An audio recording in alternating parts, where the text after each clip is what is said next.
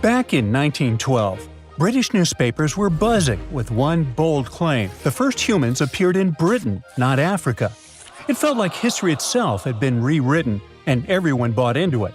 Crowds cheered, scientists raised their glasses, and the tiny village of Piltdown in Sussex suddenly became the spotlight for what was hailed as the greatest evolutionary discovery ever.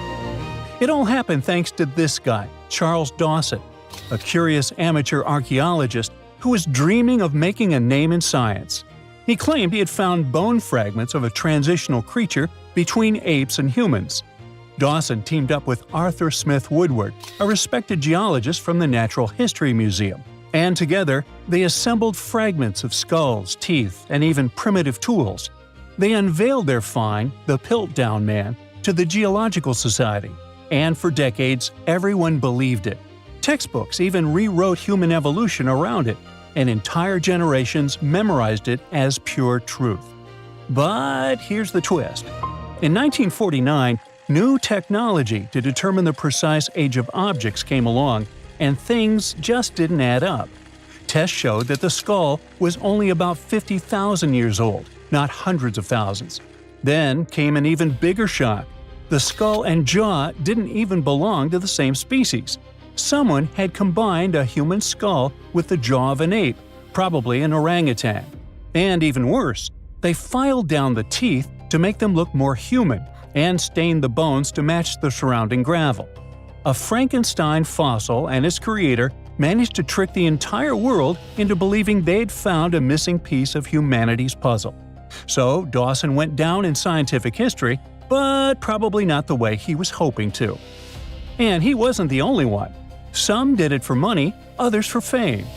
In the late 19th century Paris, museums were collecting ancient treasures like they were trading cards. When a stunning gold tiara, supposedly belonging to an ancient Scythian king, Ctesiphon, appeared on the market, the Louvre had to have it.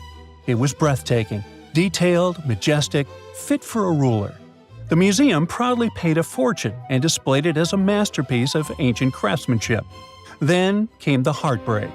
A few years later, an entrepreneurial goldsmith from Odessa read about the Louvre's glorious find and burst out laughing. He recognized the tiara because he made it with his own hands. It was a modern piece, a commission he created for local dealers, except they never told him they planned to pass it off as an ancient treasure. The Louvre was humiliated. Once again, the whole world believed in a beautiful lie, and the goldsmith who had just made the museum look ridiculous ended up famous in the world of art. The tiara still holds the Guinness World Record for the greatest goldsmith fraud of all time. Another story of a well-planned scientific hoax takes us to a quiet town of Cardiff, New York, a couple of decades before the Louvre incident. In 1869, workers digging a well struck something hard and enormous. They uncovered what looked like a petrified 10-foot-tall man lying in the earth. Crowds poured in from miles around to see it. Preachers called it proof of the biblical giants mentioned in Genesis. Scientists debated whether it was fossilized or divine. Within days, the Cardiff giant became a sensation. People paid good money to see it, 50 cents a ticket, which was a lot back then. Later, it turned out that a man named George Hull carved the mysterious giant from gypsum after an argument with a Methodist reverend. Hull just wanted to prove how easily you can fool people, especially religious believers, unlike himself. So he buried the fake giant, and it worked too well. Even after experts exposed the hoax, visitors didn't care.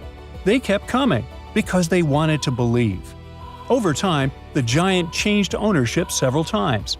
You can now see it at the Fenimore Farm and Country Village Museum in Cooperstown, New York. Well, speaking of museums, you might have seen crystal skulls that glow under light, presented as sacred artifacts from Mesoamerican temples. Yes, that skull from an Indiana Jones movie with ancient Aztec powers or even extraterrestrial energy.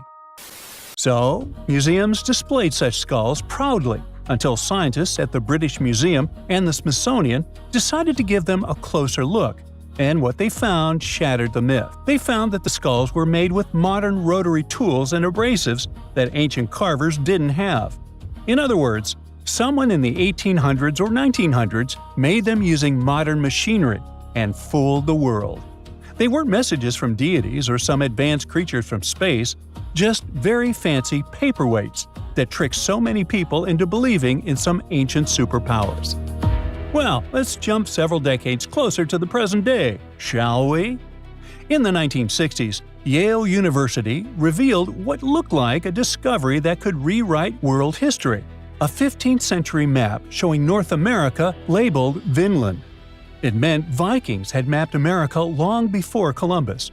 The headlines were sensational. The idea was romantic: explorers crossing icy seas century before Europe even knew America existed. But something just didn't add up. The parchment was generally medieval, but the ink wasn't.